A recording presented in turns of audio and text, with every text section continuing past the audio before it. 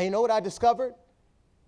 This is the first generation that expects to have 5 to 7 careers. Not jobs, careers. You can be in one different career in one place and then 2 years later be in a completely different career. This is the first generation that's not loyal to a brand. You're loyal to an idea. You're loyal to a concept. Think about it. A couple years ago, everybody was a Miami Heat fan. Miami Heat won the championship. LeBron goes to Cleveland. Now everybody's a Cavs fan. I'm sorry. And now everybody's a Cavs fan. Why? Because it's not because they like the Miami Heat. They're a LeBron fan. Used to be everybody was on Facebook. Now everybody's on Twitter. No, Twitter's old. Now we're all on Snapchat.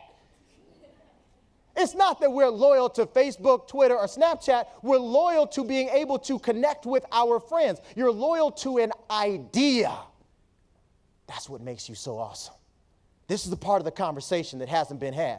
This is the conversation that I'm here to shift. I'm going to change the conversation right now. I'm going to change the conversation, getting you to see yourself differently than anybody else has ever encouraged and challenged you to see yourself. Here's what I'm talking about. How many of you have ever seen one of these magazines before? 17 magazine, Vogue, and those. Okay, great. Well, there was a young lady who had a problem with this. Her name was Julia Bloom. At the time, she was 14 years old. Julia was a dancer. She was a ballerina. And one day, she went to, what did they do, practice or something? I don't think they practice. Rehearsal, there we go. Recital. No, you rehearse for the recital. So he went to rehearsal, and there were some young girls there who were like 8 and 9 years old. And they went to the teacher and said, do you mind if I don't wear my tights today? Neither one of us want to wear them. The instructor said, well, why don't you want to wear them? He said, because we feel fat today. 8 and 9 years old. They were taught that they were fat. And she said, what the heck is going on? And she looked and she realized it's these magazines that are telling you, these are the beautiful magazines, the beauty magazines are saying that if you're 17 and you don't look like this, then you're not beautiful. That's what that's telling you. But the problem is these models have been so airbrushed, the models don't look like they really do.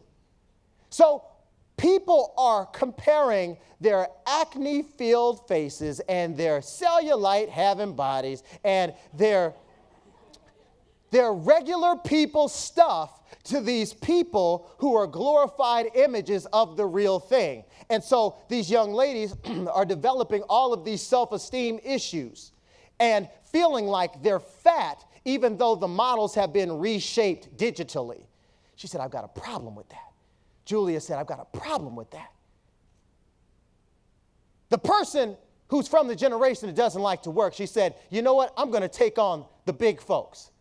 She said, I'm going to go all out. And she developed a campaign. And they went to New York and they picketed in front of the magazine, 17 and Vogue and Teen Vogue. And they said, we won't have this anymore. We're going to redefine what beauty means. This is what beautiful is. That's what beautiful is. This is what beautiful is. This is what beautiful is. This is what beautiful is. This is what beautiful is. Yeah, flaws and all, I really did wake up like this. It's my flaws that make me beautiful. And as sure as I'm standing here today, they had 80,000 emails. 80,000 emails of other women and men who also said, we're not going to stand for this. This is the generation that doesn't like to work. This is the generation that is entitled. No, what the problem is that people don't give you anything to get excited about. They haven't given you anything that you can really get up for. See, this is something you can get up for. This is something you can work early and late for. Just as sure as I'm standing here today, they wrote a decree Teen Vogue, 17. They said, we will never, ever, ever put another airbrushed model on our covers again. Why? Because the people spoke. Now, if you're really paying attention to the subtext, I didn't say she was 19. I didn't say she was 22. I didn't even say she was 18. She wasn't even a legal adult. She was how old? 14. So if she can do that at 14, what does that say about you? If she could do that at 14 years old, then how much greater can you do with that many more years under your belt, that many more people who you've met, that much more influence that you have? She did it at 14. What's your story?